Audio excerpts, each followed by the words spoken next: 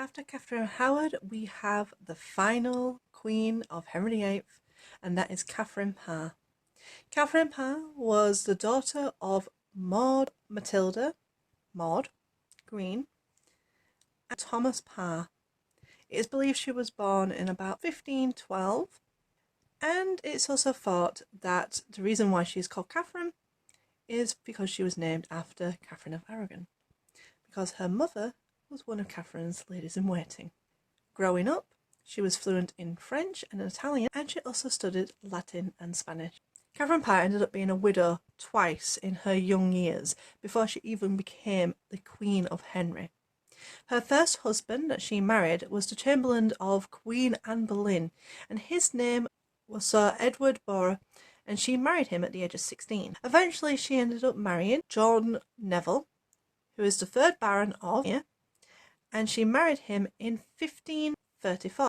Unfortunately, he then passed away as well, and then Jane decided that she was going to marry for love next time she was going to get married. She ended up having her eye on Thomas Seymour, who was Jane Seymour's brother. But unfortunately, fate had a different plan for her. When she had her eye on Tom, Henry had his eye on Catherine. It's unclear how Henry ended up meeting her, but some historians believe that Catherine actually became part of Mary's household, and it's believed at this point Henry was actually starting to spend a bit more time with his daughter and may have met Catherine through his daughter's ladies-in-waiting. But it's actually really unknown how she came to be in the presence of the king and how he ended up having his eye on her and ultimately wanting to marry her. Unlike Henry's previous wife, who was only a teenager when she was executed, Catherine was in her 30s when Henry met her. At the time when Henry met her, he just wanted someone to be a companion. Some historians believe she was his carer, but it's more than that. He genuinely cared for her. There was something about Catherine that made him care for her in a way he hadn't done with his previous wives. When he was with Catherine, she was considered his sweetheart. Catherine and Henry ended up getting married on the 12th of July 1543 at Hampton Court Palace. While she was his queen, Henry trusted her completely. She encouraged him to have a better relationship with all his children. She was a very educated woman and was very much interested in her religion. Being Protestant, she ended up having multiple books published under her own name. She managed to fix the line of succession with Henry's children as well, by him having a better relationship with them. Not only did she make Henry have a better relationship with all his children, she herself had a really great relationship with all his children. She bonded with Mary an awful lot, as the two of them were of similar age. She bonded with Edward and Elizabeth over educational purposes. But not only that, while Henry and Charles V decided to wage war on France in 1544, she became regional general. In 1546, Stephen Gardiner, the Bishop of Winchester, wrote a warrant with the aim of arresting the Queen for her Protestant ways. As much as Henry had broken from Rome, he still to the very end died a devout Catholic and wasn't wholly in with the reform at the time. And with Catherine having these heretic books and writing these sort of books, her life was in danger. But as luck would have it, an ally of Catherine's saw the warrant and informed her straight away. Quick to act, Catherine took herself to bed, claiming that she was too unwell. Henry then went to visit her in her sick bed, and she basically played dumb. She basically was saying to him that the only reason she fought this way is because she wanted to learn from the king. She said, "I am a silly poor woman." She said to the king, "You are my only anchor, supreme head and governor, here on earth, next to God." Basically, she was able to play with his pride and be able to play herself down so her life wouldn't be at risk. To the point that when the men came to arrest her, Henry was furious with them and dismissed them straight away from wanting to try and take his wife away. This is one of the only times we've seen Henry actually defend one of his wives.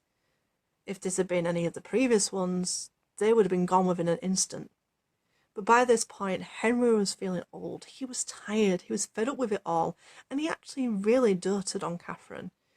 So why would he want to jeopardise all that? Henry died at Whitehall Palace on the 28th, 7, at the age of 55.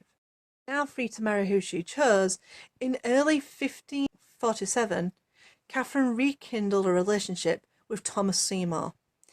This ended up having a bit of a backfire in regards to her stepchildren.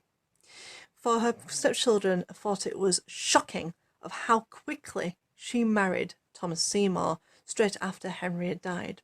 And I can understand why. It doesn't matter whether she loved Henry or anything like that.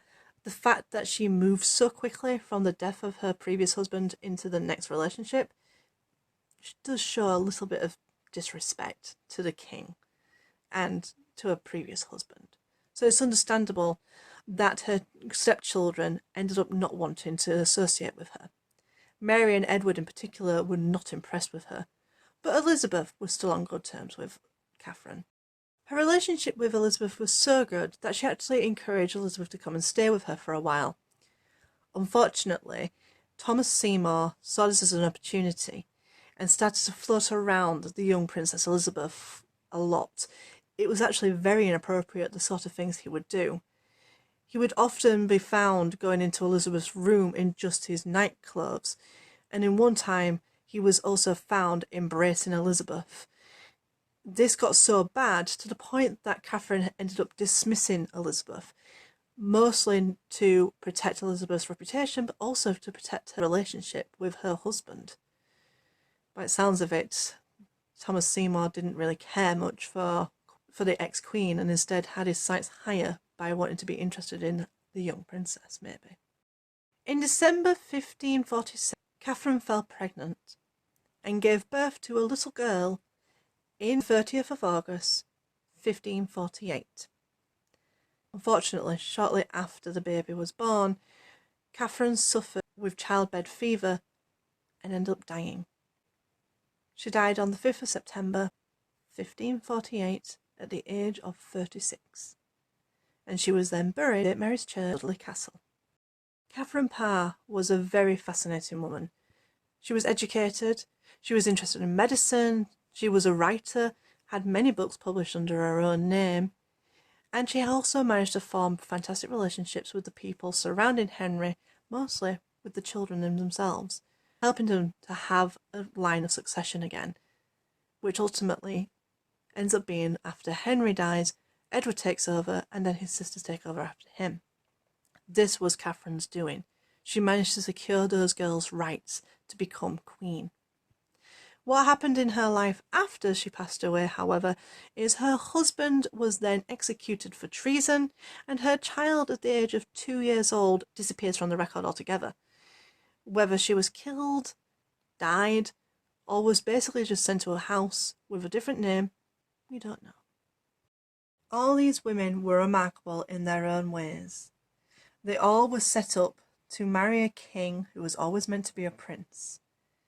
They had had sacrifices from either losing their way, losing their life, or even losing people that they wanted to be with, their true loves. For Anne Boleyn, she was no longer allowed to marry the man she was interested in. Same goes for Katherine Parr. In regards to Anne Boleyn and Catherine Howard, they both lost their lives. The ones that ended up living the best lives out of this is Katherine Parr and Anne of Cleves. All 6 of these women have their own lives, their own identities. And I hope I've done them justice by telling their story, even if it's just a glimpse, in my little 6 Wives series.